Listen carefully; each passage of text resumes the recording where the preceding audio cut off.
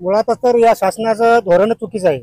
कारण की पहिले मुळात म्हणजे आम्ही या रोही रानडुकरं हरणं यांच्यापासून त्रस्त होऊन कसं तरी दोन दोन तीन तीन पोते सोयाबीन जमतम 3 पोते सोयाबीन आणि सोयाबीनला यांनी इलेक्शनच्या वेळेस यांनी 6,000 रुपये भाव मंजूर केला होता.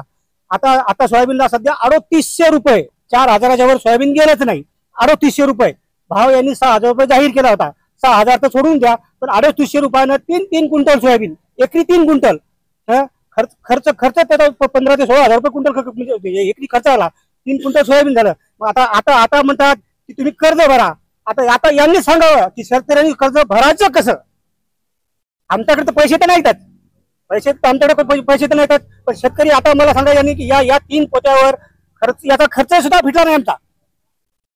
तर ती खर्च सुद्धा फिटला नाही. उदरनिर्वाहाची हे तर समजा आता समोर समोर तो प्रश्न तर शेतकऱ्यासमोर राहिला.